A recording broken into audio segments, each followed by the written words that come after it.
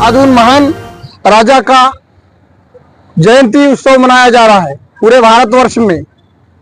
आज उन्हीं का 19 फरवरी 1630 में उनका जन्म हुआ है और उनका कार्यकाल केवल 50 साल, और 50 सालों में जो काम किया है उन्होंने तो एक वंदनीय है, क्योंकि ऐसा कोई राजा नहीं हुआ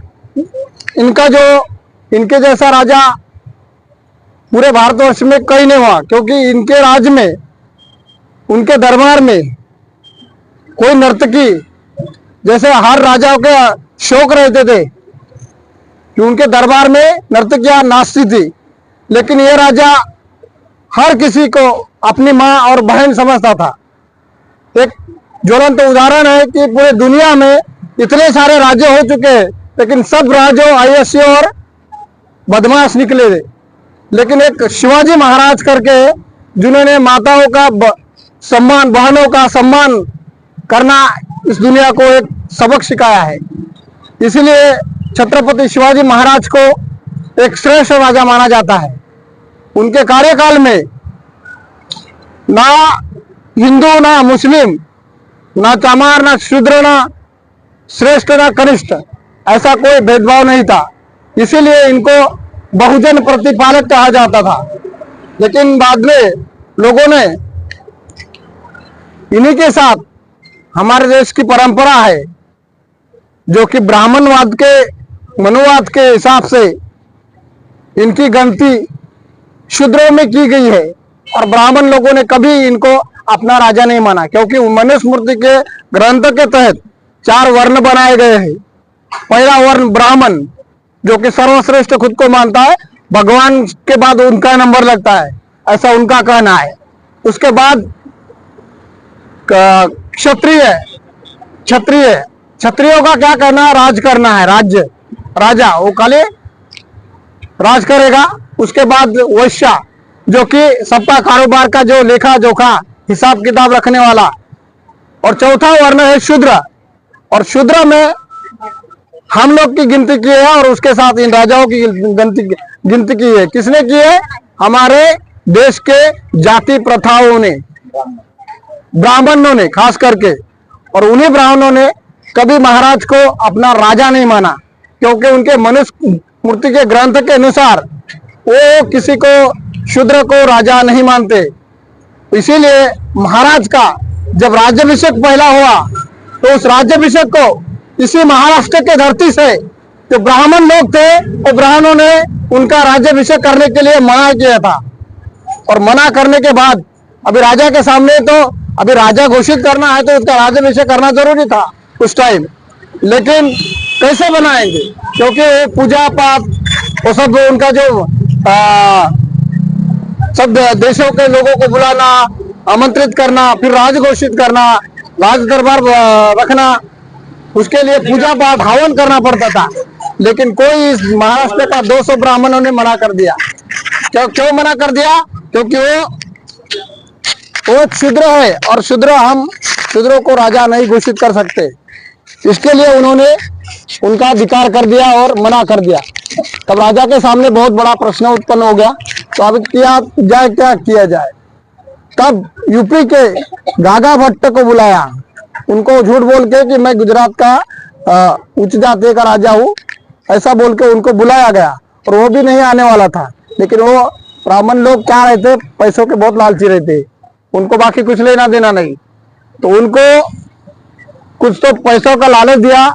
उस टाइम होन बोलते थे पैसों के सिक्कों को, सोने का होन, उसको उस टाइम 100 होन दिया था एक को। तो उसने फिर राजी हो गया, मैं आता हूँ करके। जब महाराष्ट्र में आ गया तो महाराष्ट्र के ब्राह्मण ने उसका विरोध किया कि तू किसका तू राज्याभिषेक कर रहा है, एक शूद्र का राज्याभिषेक करने आया, जिसने जो हमारा राजा नहीं है और वो शूद्र में कैटेगरी में आता है और हमारे नीचे काम करने वाला रहता है, तो तुम क्यों आ गए इधर। तो उसने बोला अरे हमको क्या लेना देना, पैसा मिलता है। तो यहाँ के ब्राह्मणों लोग को भी उन्होंने पैसों का लालच देके मना लिया और राज्याभिषेक किया।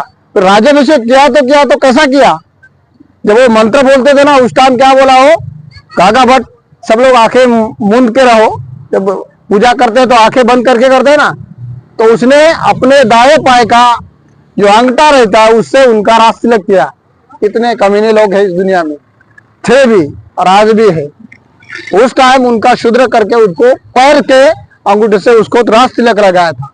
एक हमारा मराठा मावला ने देखा कि इसने गलत काम किया है, तब राजे को बताने के बाद शिवाजी महाराज को बताया, माता जिजाऊ को बताया। उसके बाद माता जिजाऊ को ये सदमा पहुंचा और कुछ ही सालों के बाद माता जिजाऊ का देहांत हो गया।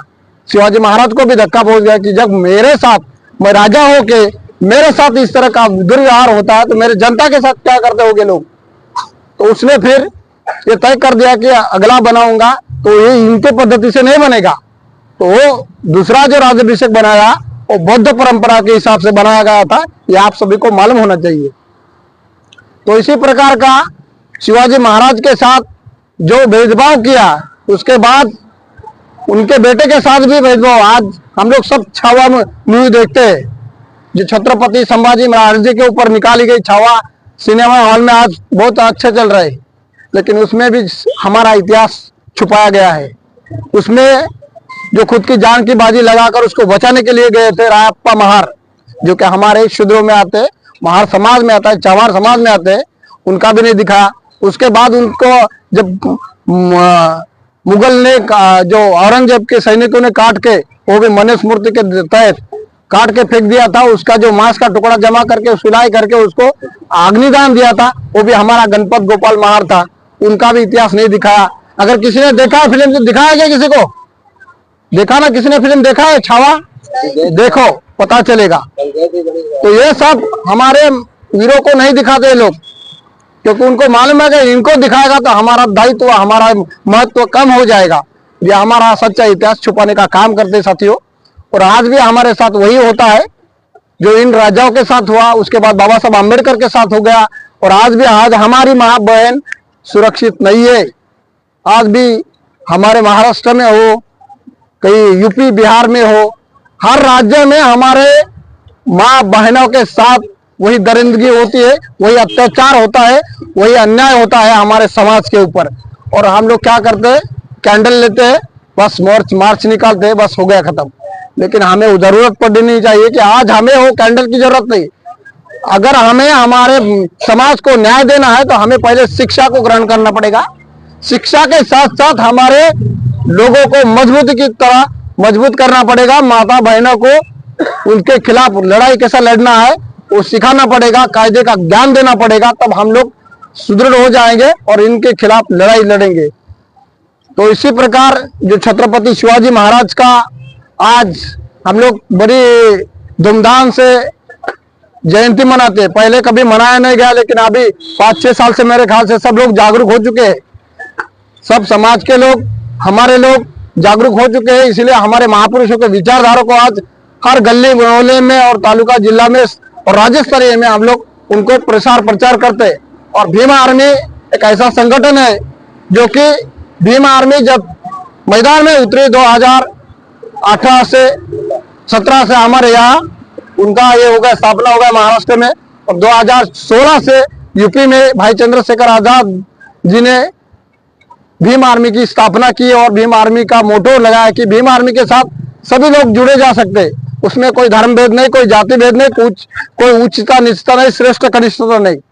हर किसी के साथ कोई अन्य अत्याचार होता है तो भीम आर्मी उनके साथ खड़ी रहती है और उनको न्याय देने का काम करती है। और साथियों, भीम आर्मी का मकसद है कि हमारे महापुरुषों को पढ़ो, हमारे महापुरुषों को जानो, हमारे महापुरुषों की जो भी है उनकी कार्य प्रणाली दुनिया के सामने लाओ, हमारे भाई बहनों के सामने लाओ, हमारे समाज के सामने लाओ, तब का हमारा समाज जागरूक हो जाएगा। और जागरूक होने के लिए हमें हमारा इतिहास पढ़ना जरूरी होता है। जो कौम अपना इतिहास भूलती है वो इतिहास नहीं बना सकती। इसके लिए हमारा इतिहास हमारे महापुरुषों से होता है और हमारे महापुरुष हमें पढ़ना जरूरी है। जब तक तुम हमारे महापुरुषों का इतिहास नहीं पढ़ोगे तुम कहीं आवाज नहीं उठा पाओगे। इसीलिए बाबा साहब की जयंती मनाते मनाते आज संत रविदास की जयंती मनाई जाती है, उसके बाद शिवाजी महाराज की मनाई जाती है, गौतम बुद्ध की जयंती मनाई जाती है। जो हमारे महापुरुष है, अन्ना भाऊ साठे है, तिलक मांझी है, उसके बाद हमारे बिरसा मुंडा है, जो जो हमारे समाज के बहुजनों के महानायक नायक और हमारे महापुरुष है, उसकी जयंती मनाना हमें जरूरी होना चाहिए, ताकि हमें मालूम होना चाहिए कि हमारे महापुरुषों ने हमारे लिए क्या बलिदान दिया है। लेकिन कुछ अंधभक्तों की वजह से हमारे समाज के लोग भटक रहे हैं और भटक के लोग रास्ता कहीं दूसरी जगह जा रहा है। इसके लिए हम आज भी उन लोगों के गुलाम बन के बैठे हैं। हमें उन गुलाम की जंजीरों को अगर तोड़ना है तो हमें पढ़ना जरूरी है, और पढ़ोगे तो लड़ाई लड़ोगे, वरना नहीं लड़ पाओगे। इसीलिए सबको मैं कहता हूं कि हमारा संविधान पहले पढ़ो, माता भगिनी को उसका जरूरी है। संविधान हर घर में होना जरूरी है। संविधान का महत्व जानो, और उसके बाद अगर तुम्हारे साथ कोई अन्य अत्याचार कर रहा तो सीधा हमारा कानून है। अगर कानून नहीं खेल सकता खेल, हमारे साथ आज कानून के जो मेन सर्वोच्च पद पे बैठे न्यायालय, पुलिस कर्मचारी, ये भी आज गद्दार की बात करते हैं। वो भी आज हमारे साथ भेदभाव वाली नीति रखते हैं।